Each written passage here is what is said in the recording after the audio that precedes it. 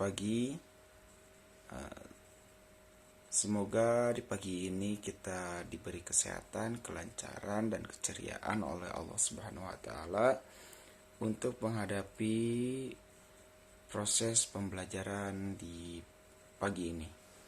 Bagaimana? Apakah kalian sudah siap untuk mengetahui hal-hal baru pada hari ini? Kalian harus siap ya, karena kalau kalian semangat untuk melakukan pembelajaran hari ini, insya Allah pembelajaran hari ini akan terasa mudah dan tidak ada kesulitan untuk memahami materi. Ya, sebelum belajar mari kita berdoa sesuai dengan kepercayaan masing-masing. Berdoa dipersilahkan.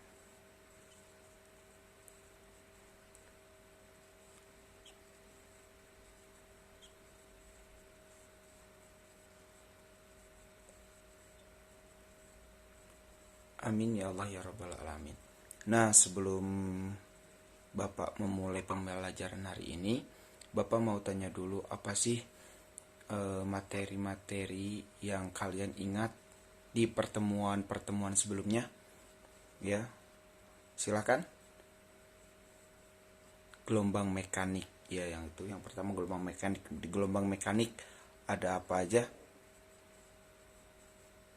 Cepat lambat gelombang, terus periode, lalu frekuensi. Nah itu ya, betul, sama. Nah terus apalagi selain itu? Contoh-contohnya gelombang mekanik itu apa? Ya bisa itu seperti senar pada dawai, lalu seperti gelombang air, gelombang bunyi, dan sebagainya. Nah lalu apalagi? Masih adakah? Coba setelah materi gelombang mekanik itu ada apa?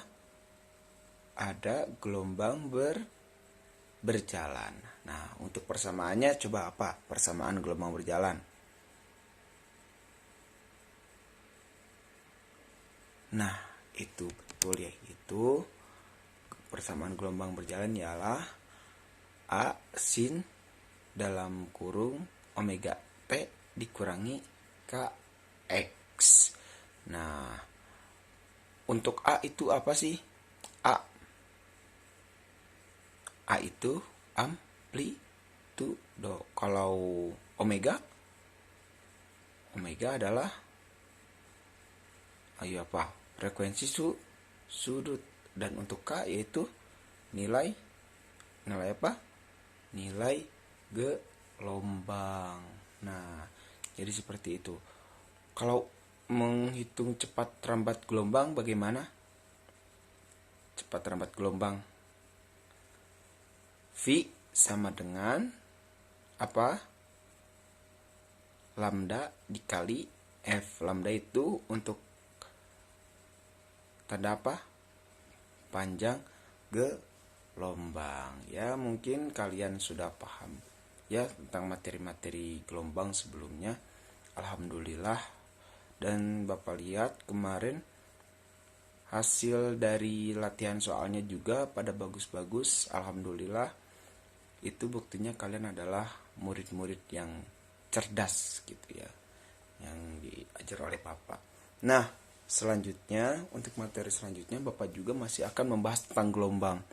Namun gelombang seperti apa sih? Kan yang dari kemarin kita hanya membahas gelombang yang bergerak hanya satu arah saja ya. Nah, untuk materi kali ini kita masih di gelombang, tetapi gelombangnya berbeda, tidak hanya satu gelombang. Nah, kalau untuk kalian agar lebih sedikit memahami atau ada gambaran tentang materi pembelajaran hari ini, coba kalian perhatikan video yang Bapak kasih berikut ini ya. Ini videonya, Bapak setelkan.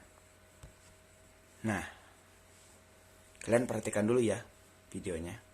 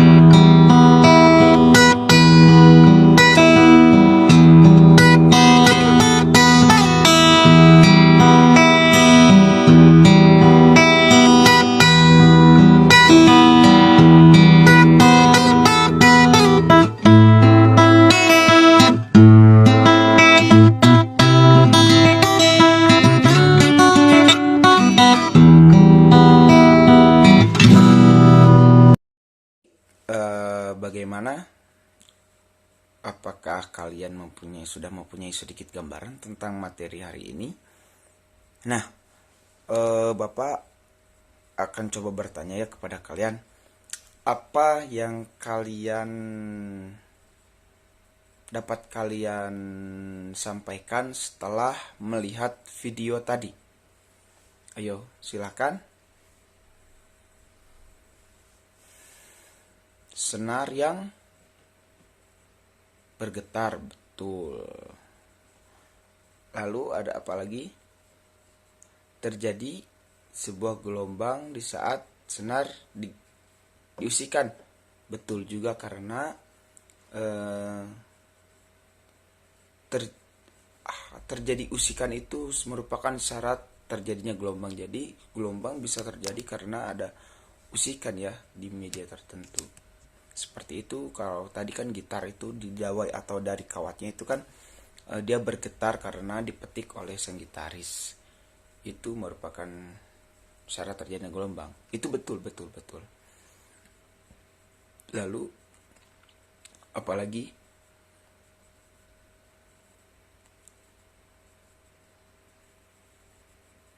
Salah fokus gara-gara musik. Ya kalau bisa sih jangan begitu ya.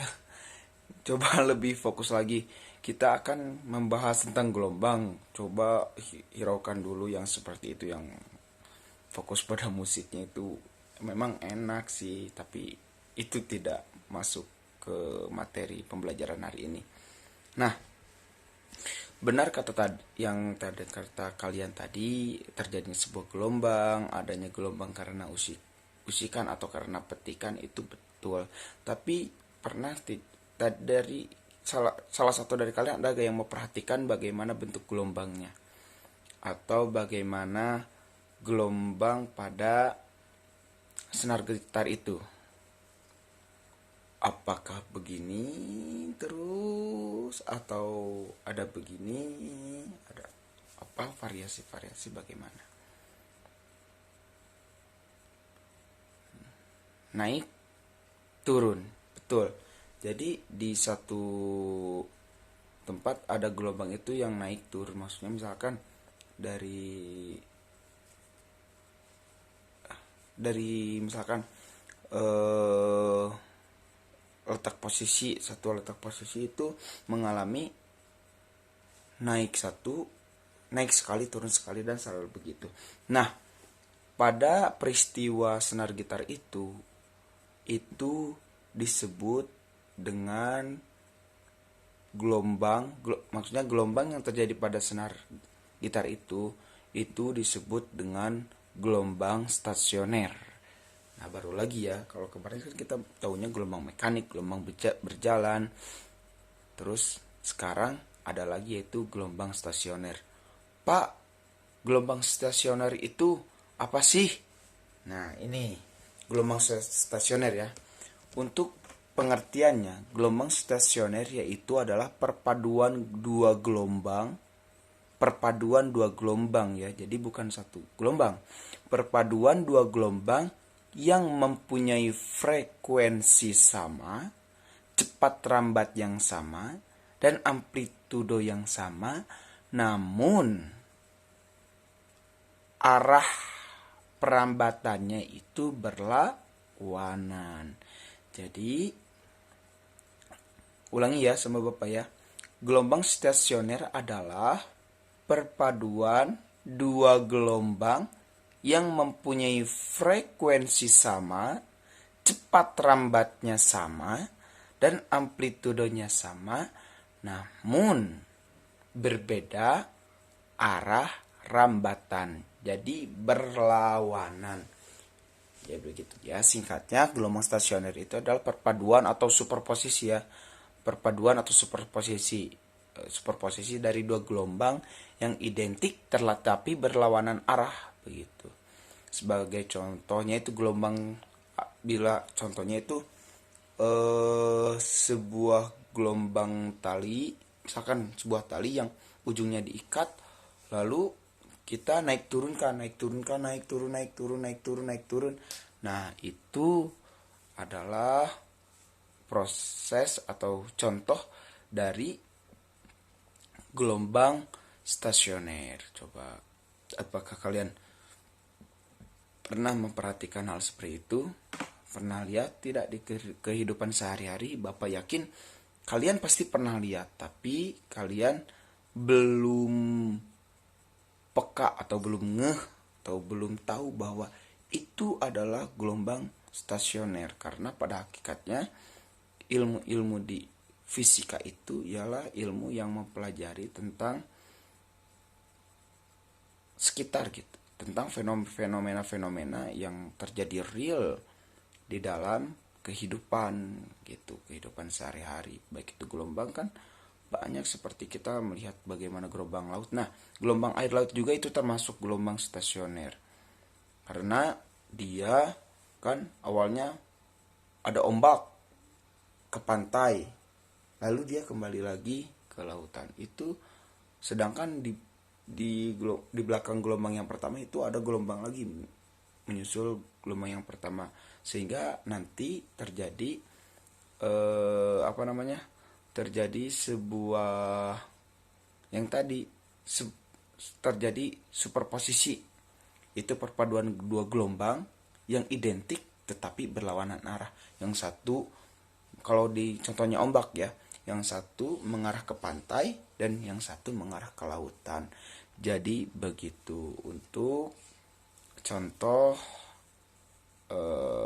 gelombang stasioner. Barangkali sampai di sini ada yang mau ditanyakan dari siswi Bapak? Silahkan.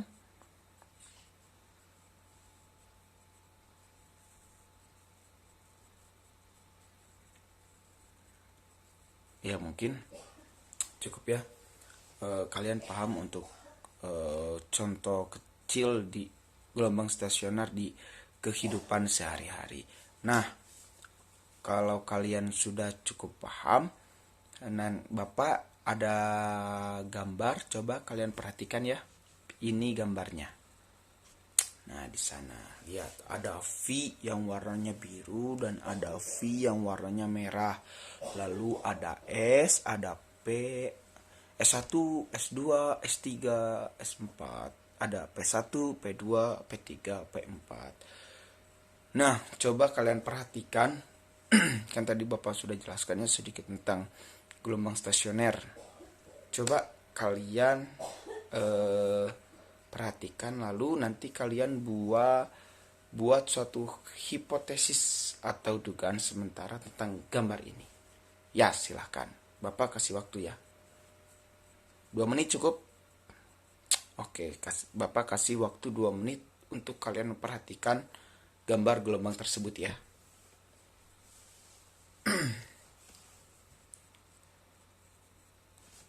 Sebelumnya Bapak izin minum ya.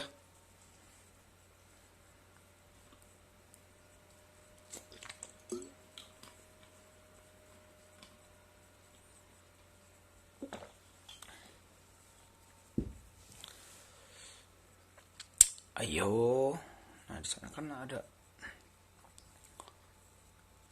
gambar gelombang.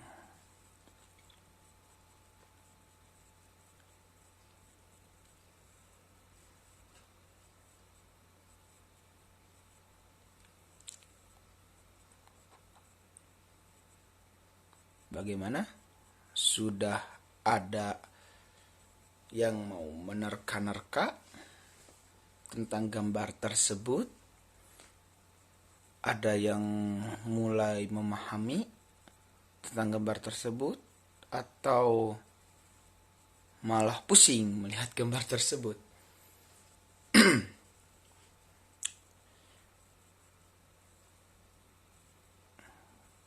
Kalian pasti paham. Bapak percaya kepada kalian. Kalian itu murid-murid yang cerdas ya. Soalnya dari kemarin Bapak lihat jawaban kalian itu sudah bagus-bagus dari latihan soal yang kemarin, dimulai dari gelombang mekanik, gelombang berjalan. Itu latihan soalnya bagus-bagus, LKPD-nya juga bagus, baik itu praktek ataupun tentang teorinya. Kalian sudah paham, cukup memahami tentang materi. Bagaimana? Ini sudah 2 menit nih. Apakah kalian sudah mulai ada remang-remang tentang gambar tersebut?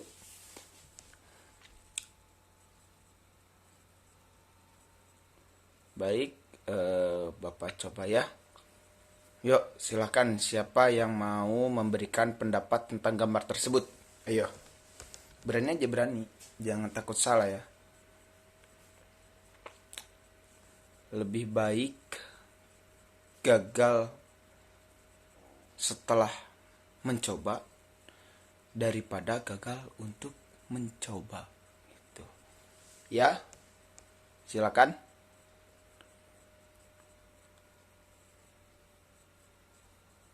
Terjadi bagaimana? 2 gelombang yang saling bertabrakan.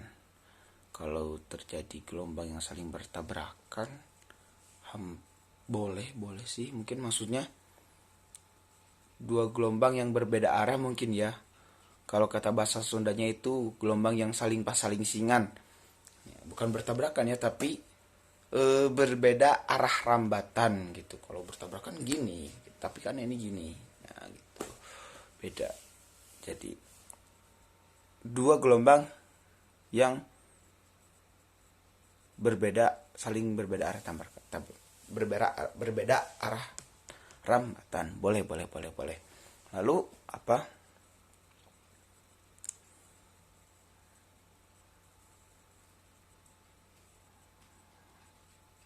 Apalagi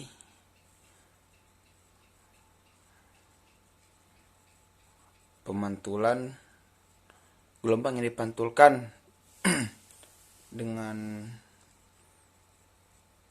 besar amplitude sama, frekuensi sama, itu bisa.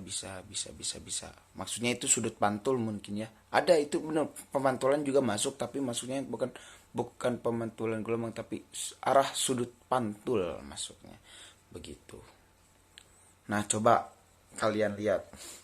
Ada V biru dan V merah. Kalau yang biru itu V apa? V itu arah rambat ke gelombang. Yang biru. Kalau yang merah arah pantul. Betul begitu. Nah, supaya kalian lebih memahami, nah lihat di sana juga ada S1, S2, S4 ya. Nah, kalau itu lihat tanda S itu ditanda namanya adalah simpul, titik simpul. Lihat bagaimana, ingat ya, simpul. Kalau kalian ikutan pramuka pasti kalian mengenal kata simpul, yaitu seperti ikatan ya. Lihat aja di sana seperti gambarnya seperti tali yang diikat kan, saling menyimpul. Nah, itu namanya simpul gelombang di gelombang stasioner itu. Dan P apa coba?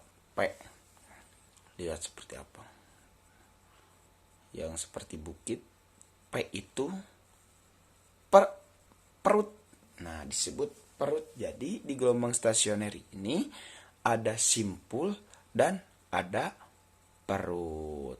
Nanti kita akan bahas satu persatu ya tentang simpul dan perut. Tapi sebelum ke sana kita harus tahu dulu bagaimana persamaan gelombang stasioner ini. Nah, kalian kan tadi sudah memperhatikan ya bagaimana gambaran gelombang stasioner itu. Nah, untuk gambar stasioner ini kan tadi ada 2 syarat. Yang pertama ada gelombang datang, arah gelombang datang, tadi yang panah biru, dan gelombang pantul. Nah, untuk gelombang datang itu kita masukkan masih persamaan gelombang berjalan, yaitu A sin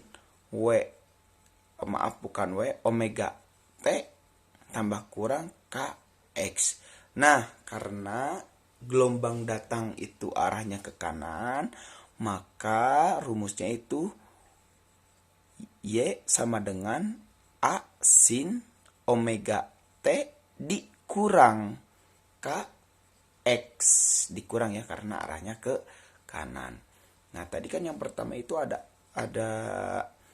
gelombang datang arahnya ke kanan kan, itu nilainya itu negatif ya kalau di omega T kurangi KX. Nah, ada juga kan gelombang pantul yang arahnya ke kiri.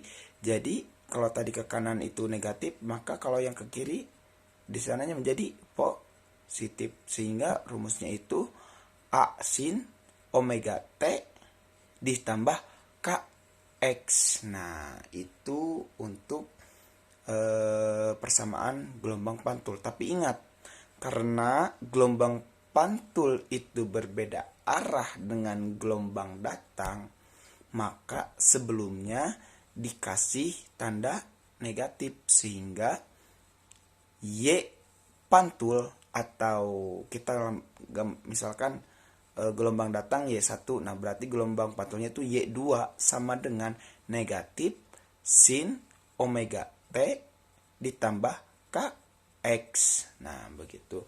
Coba kita ulang lagi ya. Gelombang datang yaitu Y1 sama dengan A sin omega T dikurangi KX. Kenapa dikurangi? Karena arah rambatannya ke kanan. Nah, kalau gelombang pantul yaitu Y2 sama dengan negatif A sin omega T ditambah KX. Kenapa nilainya? Kenapa tandanya plus atau tambah? Karena arah rambatannya itu ke kiri. Tapi karena si gelombang pantul berlawanan arah dengan gelombang datang, sehingga sebelum amplitudo diberi tanda negatif sebagai tanda bahwa gelombang tersebut saling berlawanan arah. Jadi begitu ya, paham? Coba Bapak ulang, kalian yang nyebutin. Kalau gelombang datang rumusnya apa?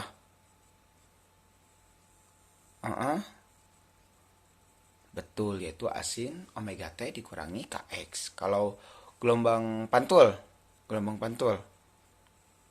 min A sin omega T ditambah KX. Betul sekali. Nah, karena kata Bapak tadi, kalau gelombang stasioner ini adalah superposisi atau gabungan dua gelombang, sehingga untuk persamaan gelombang stasioner ini ditambahkan ya, dijumlahkan antara gelombang datang yang tadi dan gelombang pantulnya itu dijumlahkan, sehingga rumusnya seperti apa? Jadi rumusnya seperti ini. YP kita buat saja misalkan YP ya. YP sama dengan Y1. Y1 itu tadi apa? Gelombang datang. Y1 ditambah Y2.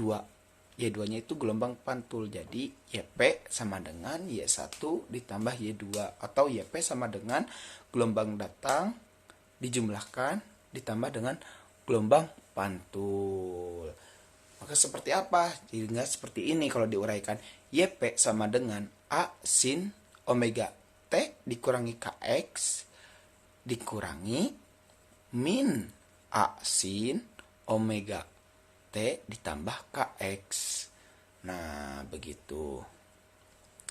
Karena tadi yang gelombang datang ada A, gelombang pantul ada A, kita bisa A-nya dikeluarkan, sehingga seperti apa? Jadi A sin kurung buka A kurung buka sin kurung buka omega T dikurangi KX kurung tutup dikurangi sin kurung buka omega T ditambah KX kurung tutup. Nah, seperti itu untuk menjumlahkan gelombang stasioner. Nah, sehingga dengan persamaan tersebut dapat diturunkan menjadi, setelah dijumlahkan dengan rumus trigonometrinya ya, sehingga soalnya itu atau rumusnya itu menjadi A negatif A kurung buka negatif 2 cos omega T sin KX, atau bisa juga seperti ini menjadi negatif 2 A sin Kx cos omega T. Kenapa tandanya negatif? Itu untuk melambangkan kalau gelombangnya itu perutnya itu ke bawah atau negatif. Dilihat dari gelombang pantul. Nah, kalau gelombang stasioner ini Bapak harus mengingatkan ditinjaunya itu dari gelombang pantulnya. Jadi bukan di gelombang datang seperti gelombang berjalan ya. Jadi ditinjau itu dari gelombang pantulnya. Nah, begitu. Ayo, jadi bagaimana? Ada yang mau ditanyakan tidak? Kalau proses jadi proses ininya merubah dari yang A kurung buka sin omega T kurangi Kx sin omega T ditambah Kx. Boleh kalau yang itu. Jadi begini ya. Di trigonometri ada persamaan sin kurung buka A ditambah B sama dengan sin A cos B ditambah cos A sin B. Nah, seperti ini. Nah, seperti itu. Sehingga kalau diuraikan menjadi begini.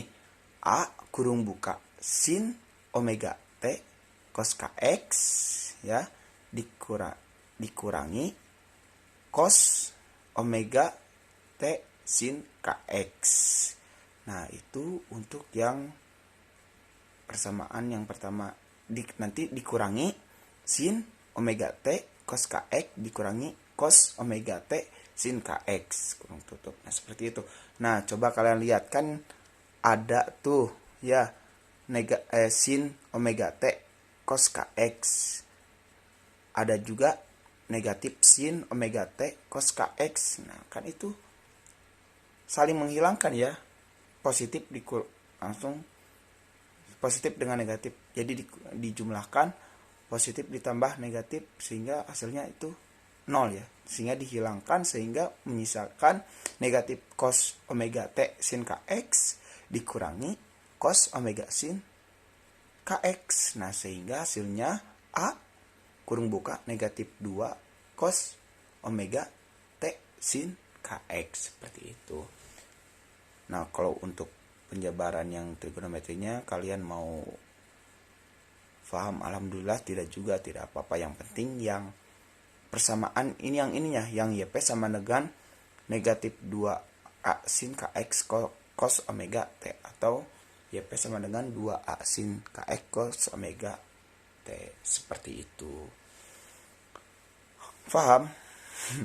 Cukup pusing ya? Enggak lah, insya Allah materi ini mudah kok.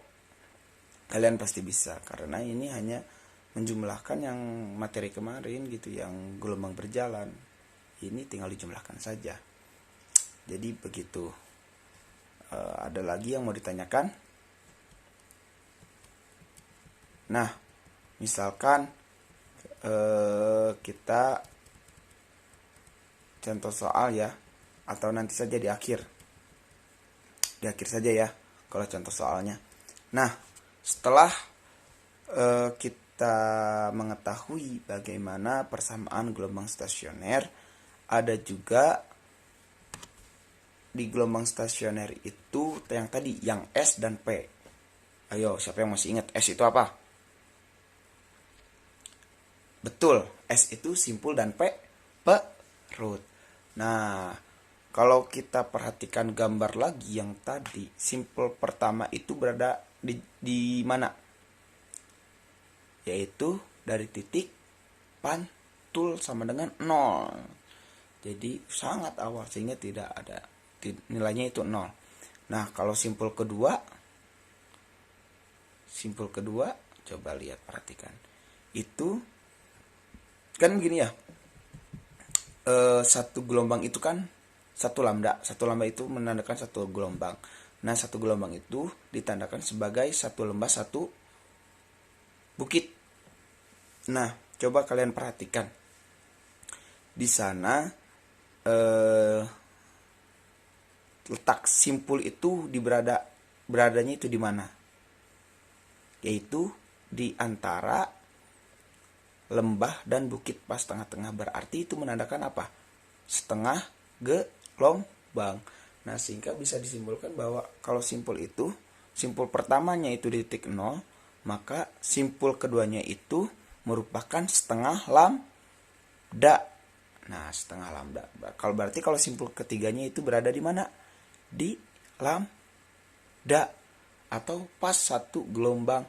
Dan yang kalau yang keempat, satu setengah lambda. Nah, begitu dan seterusnya. Paham tidak?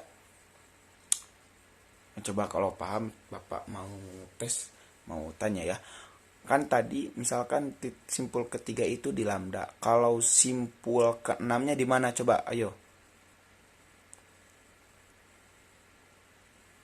Di 2,5 lambda. Betul itu kalian paham, alhamdulillah ya. Nah, kalau tadi tentang simpul, sekarang ada juga perutnya ya, perutnya. Nah, kalau untuk perut pertama, coba lihat perut adanya di mana? Di puncak, di atasnya puncaknya itu di perut.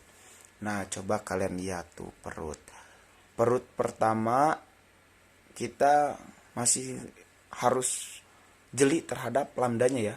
Lihat perut pertama itu di puncak ya, di puncak bukit.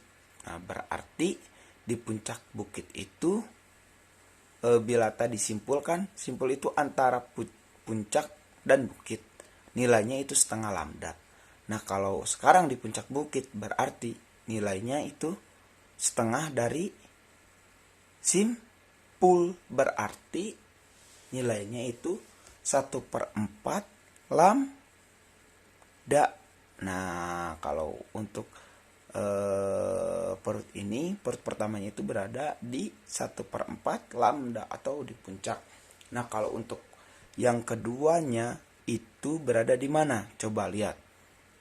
Setengah. Kan tadi 1/4 ya. Kalau 1/4 itu di perut pertama.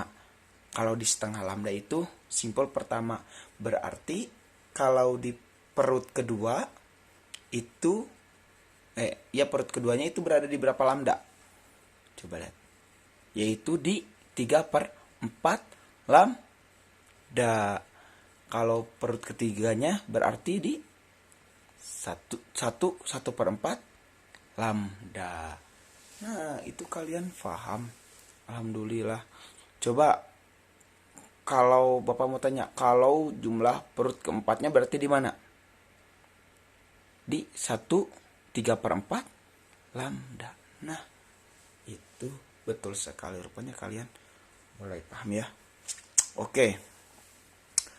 Kalian kan tadi sudah tahu tentang persamaan gelombang stasioner, lalu simpul, perut. Nah, untuk penyelesaiannya itu begini.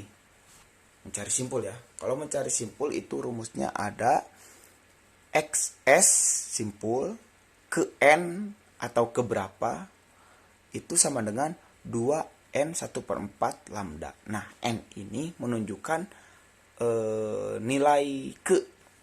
Misalkan mencari simpul ketiga berarti XS N sama dengan 2N, 2 dikali. Tadi misalkan kita cari simpul ketiga berarti 2 dikali 3 dikali 1/4 lambda. Nah, seperti itu. N-nya itu bilangan ya, bilangan. Dan kalau mencari perut bagaimana? Kalau mencari perut itu rumusnya XP itu aja. Kalau tadi simpul itu XS, X simpul. Kalau mencari perut itu XP perut sama dengan kurung buka 2N dikurangi 1. Nah, kalau perut 2N dikurangi 1. Ada tambahannya. Ada tambahannya yaitu dikurangi 1 dikali 1/4 lambda. Begitu. Paham? Ya udah, kalau agar lebih paham kalian, ini Bapak kasih contoh soal ya. Coba lihat, perhatikan ya.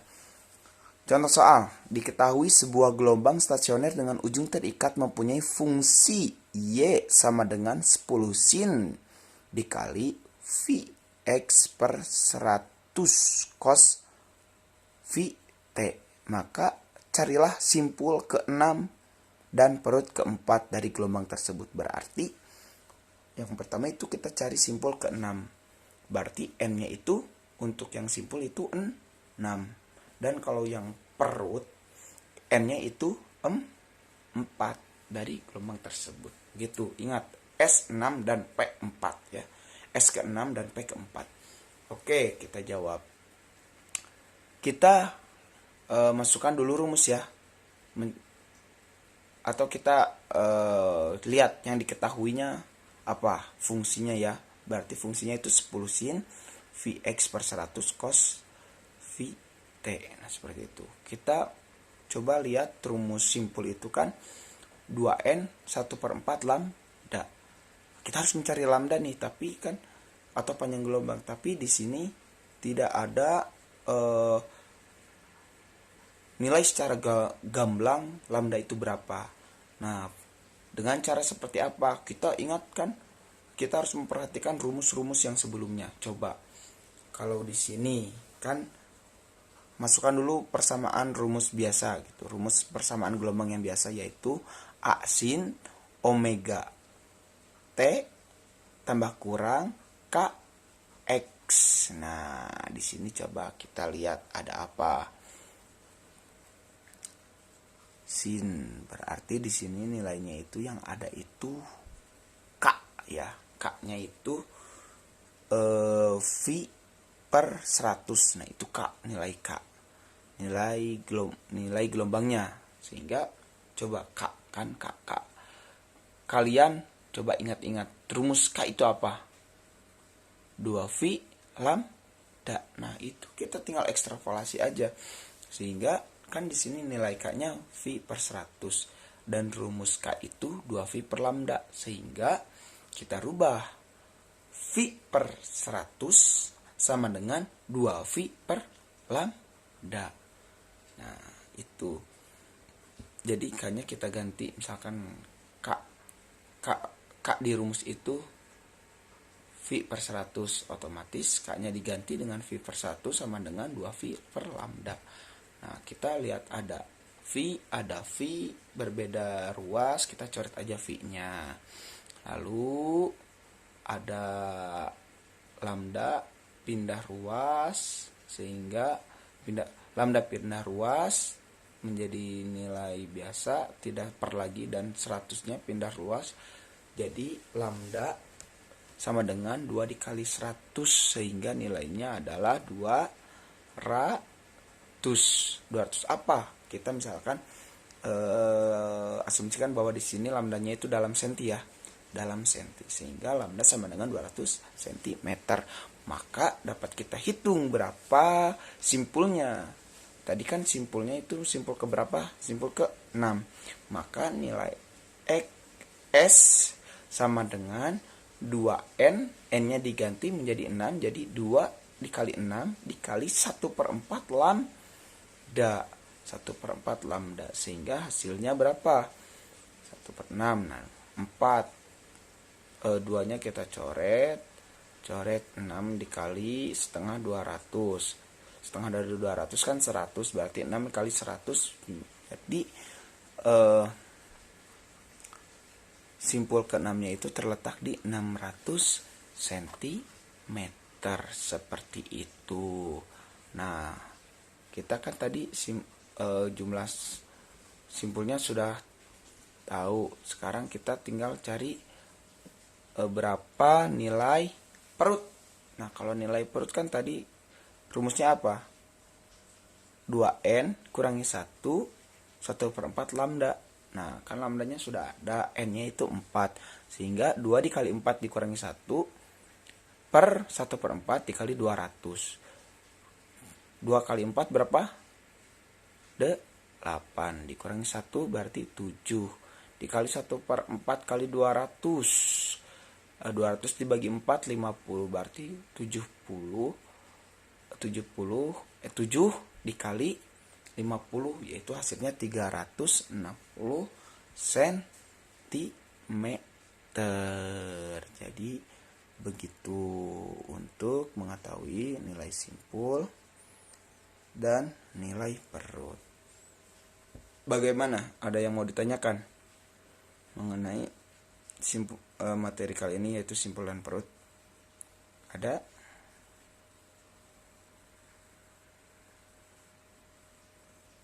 Iya. Jadi pengoperasiannya, untuk pengoperasian ini, rumus ini cukup gampang. Jadi kalian tinggal peka saja terhadap fungsi yang ada dalam soal.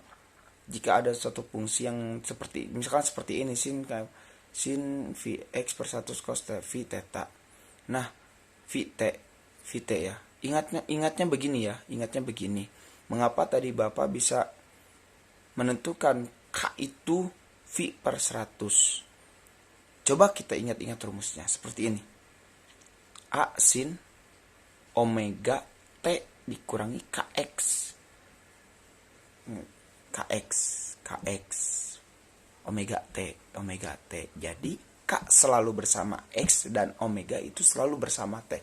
Itu yang pasti di dalam persamaan gelombang. K itu kemana-mana sama X terus, dan omega itu pasti sama T. Nah tadi kan coba lihat, Vx per 100 berarti K-nya ialah V per 100. Karena apa? Karena di sananya ada lambang X. Nah begitu untuk cara yang gampangnya ya, ciri-cirinya begitu. Jadi kalian harus peka terhadap rumus dari soal dan persamaan gelombang berjalan. Seperti itu. Ada lagi yang mau ditanyakan?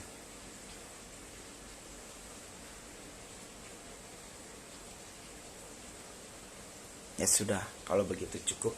Mungkin untuk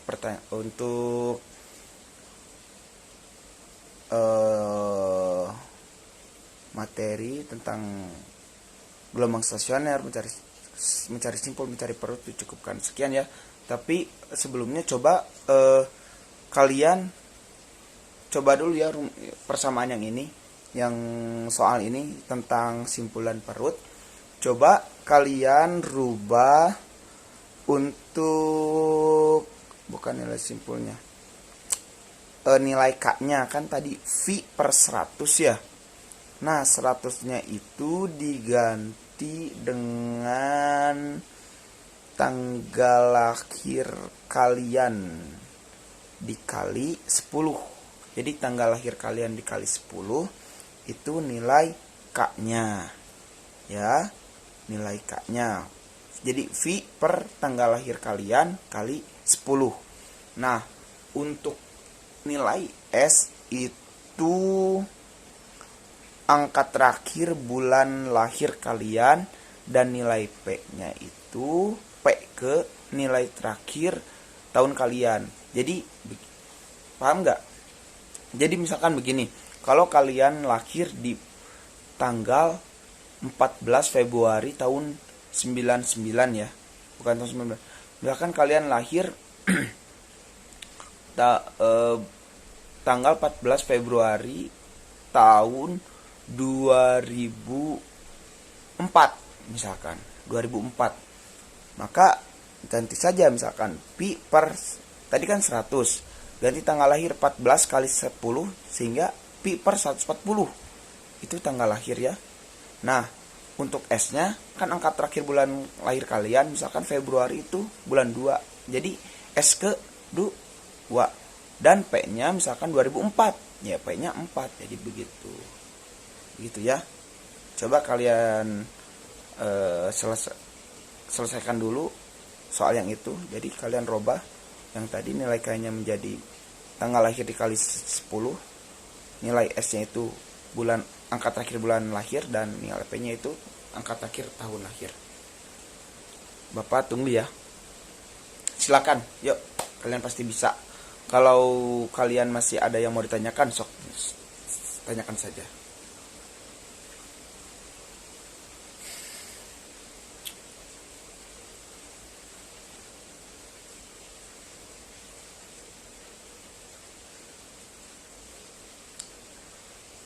Ya, bagaimana?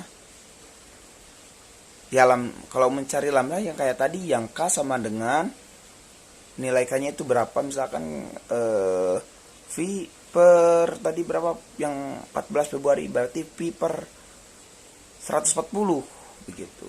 V per 140 sama dengan 2 V per lambda. Nanti kalian hitung berapa jumlahnya begitu untuk nilai lambda.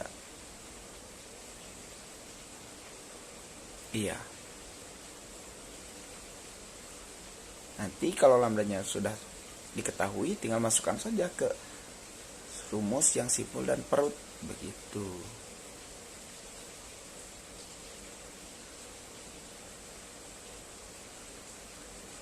Baik,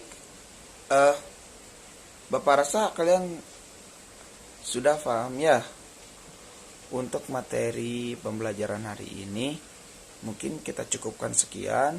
Sebelumnya Bapak mau cek lagi, siapa tahu kalian tadi habis berpikir bagaimana mencari simpul dan perut sehingga kalian lupa lagi materi sebelumnya. Nah, kalau untuk gelombang stasioner itu apa? Bapak mau tanya.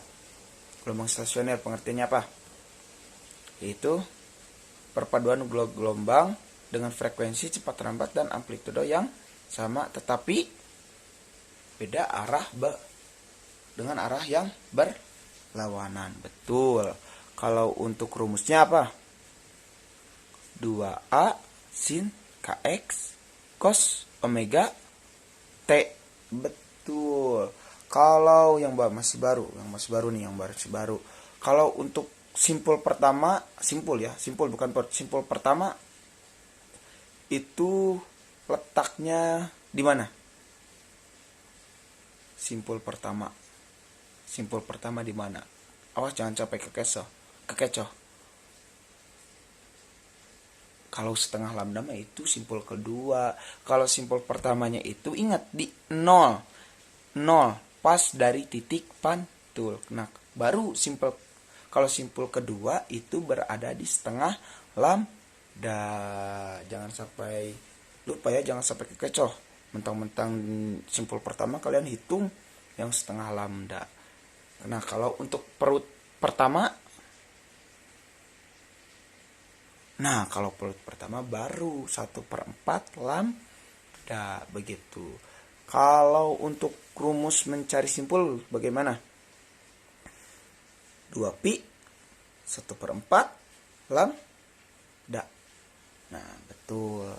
Nah, kalau untuk mencari perut 2n, maaf tadi bukan 2pi tapi 2n ya. 2n. Kalau mencari perut 2n kurangi 1 dikali 1/4 lambda. Alhamdulillah, rupanya kalian sudah paham ya mengenai materi gelombang stasioner ini.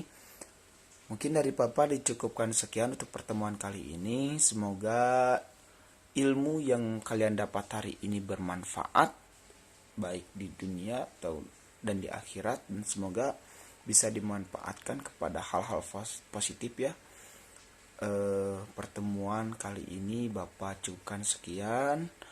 Mari kita berdoa bersama-sama, semoga ilmu yang didapat oleh kita dapat menjadi ilmu yang baik, yang diridhoi oleh Allah Subhanahu wa taala. Berdoa dimulai.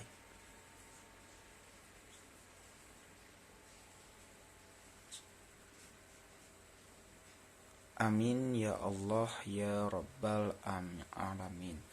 Mungkin sekian dari Bapak. Wabillahi taufik wal hidayah. Wassalamualaikum warahmatullahi wabarakatuh. Jangan lupa belajar ya. Sehat selalu.